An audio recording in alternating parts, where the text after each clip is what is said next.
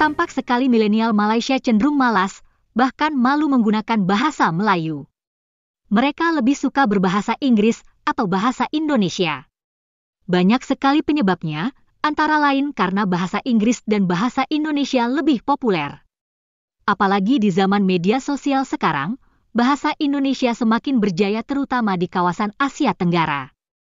Kini semakin banyak milenial Malaysia yang berusaha, setidaknya mengerti bahasa Indonesia atau menguasai bahasa Indonesia secara pasif.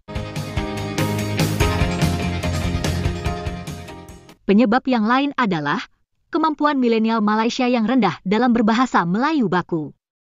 Akhirnya mereka menggunakan bahasa rojak atau campuran. Mereka mencampur bahasa Melayu dialek lokal dengan bahasa Inggris. Selain itu, bahasa Melayu Malaysia sendiri juga belum berkembang, belum mantap, dan banyak sekali kelemahannya. Sehingga, bahasa Melayu Malaysia tampak kurang modern.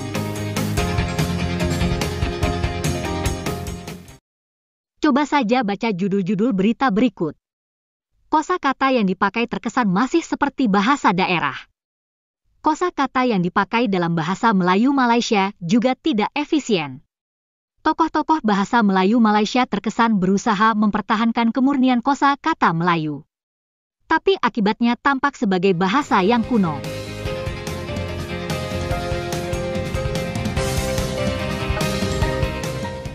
Tokoh bahasa Melayu Malaysia pun hingga kini masih berkutat pada pembakuan bahasa di dalam negeri. Mereka berusaha memartabatkan bahasa di negara Malaysia sendiri. Adapun bahasa Indonesia sudah bergerak jauh, yakni mengembangkan sistem pengajaran untuk penutur asing. Kenapa bahasa Melayu Malaysia jauh tertinggal? Apakah Malaysia tidak melakukan perancangan bahasa Melayu? Mereka sebetulnya juga melakukan perancangan bahasa, seperti disampaikan oleh Profesor Malaysia berikut. Jadi, semua negara ini apabila merdeka menolak bahasa penjajah dan memilih bahasa masing-masing untuk dijadikan bahasa rasmi dan bahasa kebangsaan negara yang baru muncul. Ini berlaku dalam akhir abad ke-19, awal abad ke-20. Apa yang berlaku ialah, jikalau Malaysia memilih bahasa Melayu, negara Filipina memilih bahasa Tagalog misalnya, negara India memilih Hindi, dan banyak lagi lah, Indonesia memilih bahasa Melayu Indonesia. Apa yang berlaku ialah didapati bahasa-bahasa yang dipilih untuk mengganti bahasa penjajah ini didapati kurang sesuai memikul tugas dunia baru, ya, tugas bahasa pengantar, tugas bahasa pentadbiran negara, tugas bidang ekonomi dan sebagainya.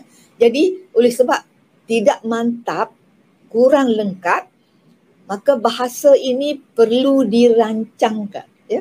Jadi berlakulah proses apa yang berlaku yang dinamakan proses perancangan bahasa, language planning. Dan gejala perancangan bahasa ini berlaku dalam akhir abad ke-19 dan awal abad ke-20. Dan selalunya perancangan ini dilakukan pada tahap kerajaan, disusun dengan rapi dan dijalankan, dilaksanakan oleh sebuah agensi tertentu, agensi perancangan bahasa. Kalau di Malaysia, agensi itu bernama Dewan Bahasa dan Pustaka. Di negara-negara lain adalah nama-nama sendiri, tetapi tujuannya sama, iaitu untuk mengangkat bahasa yang tertinggal kerana bahasa penjajah lebih penting, ya, mengangkat bahasa ini daripada bahasa biasa, bahasa penggunaan di rumah dan situasi tidak formal, menjadi bahasa yang digunakan dalam situasi rasmi dan formal. Peran negara dalam mengembangkan bahasa memang amat penting.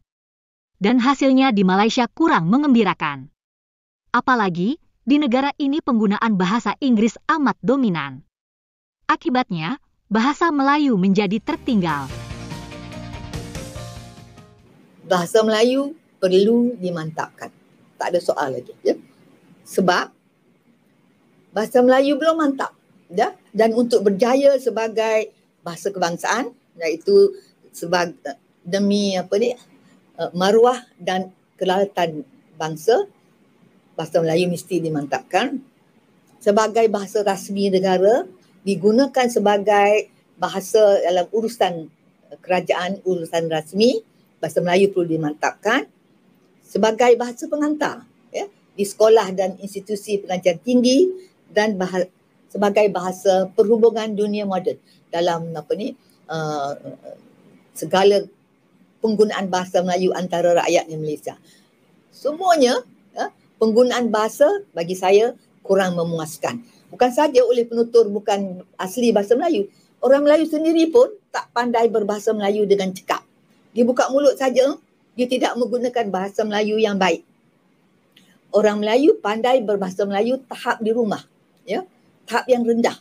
Dia tidak menggunakan awalan dan akhiran dengan tepat, ayat-ayatnya pendek dan tidak tersusun. Jadi dari semua segi, baik penutur asli, baik penutur bukan asli, mereka tidak menggunakan bahasa Melayu dengan baik.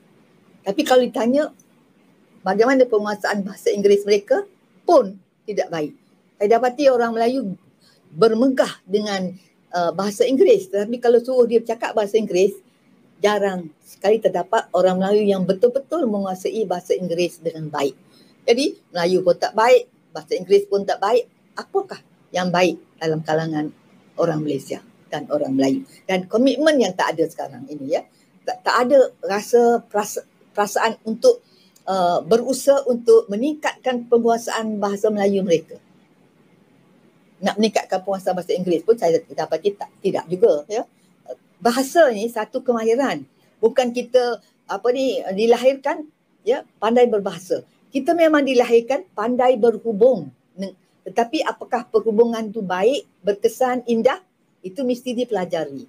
Banyak orang keliru antara keupayaan berhubung dengan keupayaan berbahasa dengan baik. Berhubung maknanya kita dapat sampaikan message. Katalah kita nak satu benda, tak cakap pun boleh, kita tunjuk tu, suruh dia bawa ke kita. Itu pun perhubungan juga. Tapi kalau kita nak menyuarakan dalam bahasa yang indah, itu memerlukan bahasa.